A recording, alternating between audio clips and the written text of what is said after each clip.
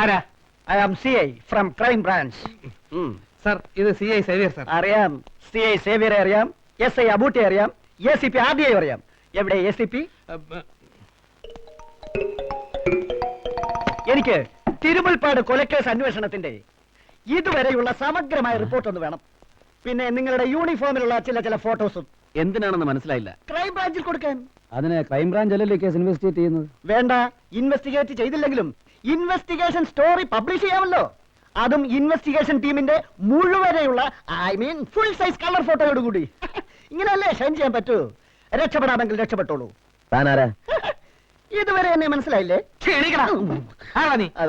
CI of crime branch. Crime branch ദൈവാരികയുടെ പത്രാധിപർ CI. ചെറിയാൻ ഐസക്.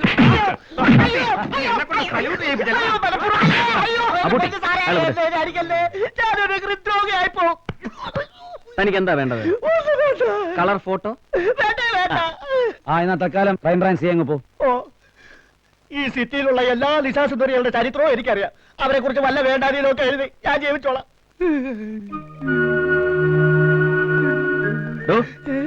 റിപ്പോർട്ട് എനിക്ക് തരുവോ സാർ? അതല്ലടോ, പിന്നെ തനിക്ക് ഈ സിറ്റിയിലുള്ള എല്ലാ നിശാസുന്ദരികളെ അറിയും? അറിയാം സാർ. എല്ലാവരെയും അറിയാം സാർ. ഒരു സീമാ രഘു. അയ്യോ, വളരെ ഫേമസ് അല്ലേ സാർ? പക്ഷേ VIPസുമായിട്ട് മാത്രമേ ഇടപാടുള്ളൂ. എന്താ വേണം സാർ? വേണമല്ലോ. എന്താ അറേഞ്ച് ചെയ്യും? അറേഞ്ച് ചെയ്യാം സാർ. അയ്യോ, ഞാൻ അറേഞ്ച് ചെയ്യാം സാർ. ഓക്കെ. ഓ, താങ്ക് യു സാർ. ഒരു പണി ഒത്തപ്പേ.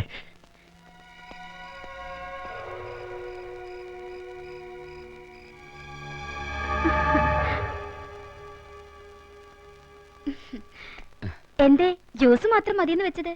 രാത്രി ഞാൻ ജ്യൂസേ കഴിക്കാറുള്ളൂ, അതാ. ബാങ്ക് മാനേജർ ആള് കൊള്ളാലോ. പിന്നെ ഈ ഫയലൊന്ന് എവിടെയെങ്കിലും സൂക്ഷിച്ചു വെക്കണം. ബാങ്കിലെ ചില പേപ്പറുകളാ. രാവിലെ എന്നെ മറക്കാതെ ഏൽപ്പിക്കണം. ഞാൻ ഒരു മറവിക്കാരനാ. ഇയാള് എന്റെ ഒരു കൂട്ടുകാരനാ, തിരുമുൽപ്പാട്. പാവം, ചത്തുപോയി. തന്നെ കുറിച്ച് ആദ്യം ഇയാളാ എന്നോട് പറയുന്നത്. അന്ന് കേറിയ ഒരു പൂതിയ. തിരുമുൽപ്പാടിന് തന്നെ കുറിച്ച് സംസാരിക്കാൻ തുടങ്ങി 1000 നാവാ. നമുക്ക് വേറെ വലുതും സംസാരിക്കാം. എന്തേ? 1000 നാക്ക് ജന്തു. പെണ്ണെന്ന് കേട്ടാ പിന്നെ പേ പിടിച്ച മാതിരി അയാൾക്ക്. ആണുങ്ങൾ അങ്ങനെ പേ പിടിച്ച് പരക്കം പാഞ്ഞില്ലെങ്കിൽ നീയൊക്കെ എങ്ങനെ കഞ്ഞി കുടിച്ച് ജീവിക്കും? അല്ല സീമ, ഈ തിരുമുൽപ്പാട് ആളൊരു പാവായിരുന്നുല്ലേ? പാവം. എന്നെ സീമ അല്ലതാക്കിയ ദുഷ്ടനാ. പണത്തിന് വേണ്ടി എന്തും. നമുക്ക് ഈ വിഷയം കളയാം. പണത്തിന് വേണ്ടി എന്തും? പറ കേക്കട്ടെ. ഒന്നില്ല. അല്ല, എനിക്ക് മനസ്സിലാവാത്തത് ഈ സീമക്കുട്ടിയുടെ ഒടുക്കത്തെ റേറ്റും ഇയാളുടെ ശമ്പളവും ഒന്നും അങ്ങോട്ട് സിങ്കാവണില്ല. ഇതിന് മാത്രം വലിച്ചെറിയാൻ ഇയാൾക്ക് എവിടുന്ന എത്ര പണം? ആരും അറിയാതെ കാശുണ്ടാക്കാനും ആരും അറിയാതെ ചെലവാക്കാനും അയാൾക്ക് നന്നായിട്ട് അറിയാം. ഓഹോ. അല്ല, ചോദ്യം കേട്ടിട്ട് നമ്മുടെ ബാങ്ക് മാനേജർ തന്നെയാണോ?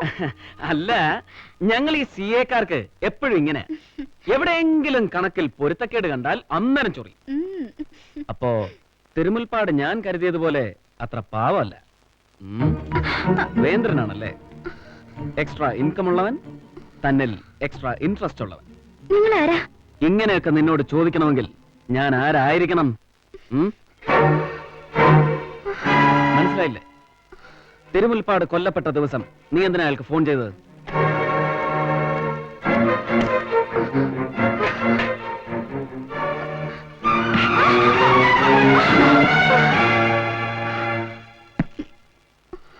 ഒന്ന് വിളിച്ചാൽ ഓടി വന്ന് സഹായിക്കാൻ സീമാ രഘുവിന് എന്റെ മുകളിൽ ഒരുപാട് ആരാധകരുണ്ടെന്ന് എനിക്കറിയാം. പക്ഷെ വരുന്നവരെല്ലാം എന്നെ സല്യൂട്ട് ചെയ്യേണ്ടി വരും. അവരൊന്നും സഹായിച്ചാൽ തീരുന്ന പ്രശ്നവുമല്ലത്. അതുകൊണ്ട് നല്ല കുട്ടിയായിട്ട് സീമ സത്യം പറഞ്ഞേ. ആര് പറഞ്ഞിട്ടാ നീ അന്ന് തിരുമുൽപ്പാടിനെ വിളിച്ചത്? MP ഗോപിനാഥൻ പറഞ്ഞിട്ടാ അന്ന് ഞാൻ വിളിച്ചത്. തിരുമുൽപ്പാടിന് ഒരു ലഞ്ച് കൊടുക്കണമെന്ന് പറഞ്ഞു. ലഞ്ചിന് മറ്റാരൊക്കെ ഉണ്ടായിരുന്നു? DGP Pillai, board member Moosa, പിന്നെ കമ്മീഷണർ മായ പിള്ള.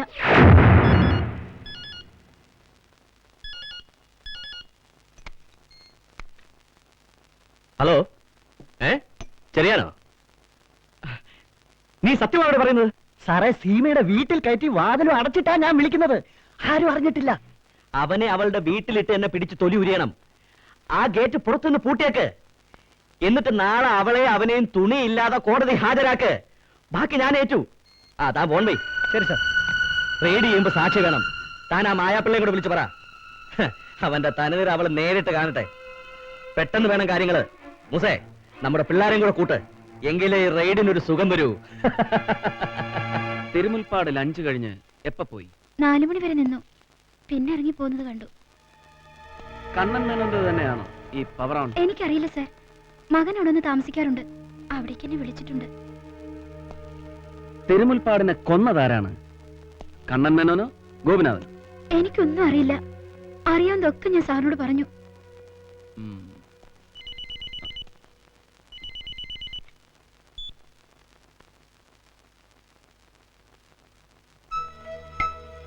നിന്നെ ഒന്ന് ചോദ്യം ചെയ്തപ്പോഴേക്കും കാക്കക്കൂട്ടിൽ കല്ലെറിഞ്ഞ പോലെ കാക്കിപ്പട ഇളകി മറിഞ്ഞു വരുന്നുണ്ട്.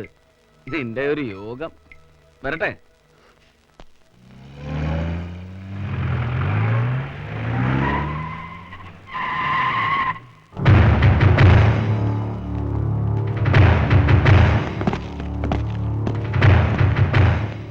എന്താണോ രാത്രി തനിക്കെന്താ ഇവിടെ കാര്യം? എനിക്ക് ഈ വീടൊന്ന് സെർച്ച് ചെയ്യണം. സെർച്ച് വാറന്റ് ഉണ്ടോ തന്റെ? ഉണ്ടല്ലോ. ജില്ലാ മജിസ്ട്രേറ്റിന്റെ പവർ കൂടിയുള്ള ജില്ലാ കളക്ടറുടെ കയ്യൊപ്പോട് കൂടിയ വാറന്റ്. അക്ഷരാഭ്യാസം ഉണ്ടെങ്കിൽ വായിച്ചു നോക്കണം sir. Abootty sir. Search. Come on fast. നിക്കേ, മാറിയിടോ. നീ വഴി തെറ്റിയാണോ ഇങ്ങോട്ട് വന്നെന്ന് ഒന്നുകൂടെ ആലോചിച്ചിട്ട് മതി ഈ സെർച്ചൊക്കെ. എനിക്ക് വഴിയും തെറ്റിയിട്ടില്ല, ആളും തെറ്റിയിട്ടില്ല. നിന്നെയാണ് എനിക്ക് വേണ്ടത്. നടക്കാം. താൻ ആരാണ് നെഞ്ചില കൈ വെച്ചിരിക്കുന്ന അറിയാം?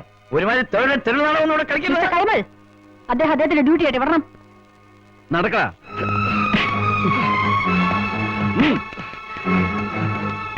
Take it.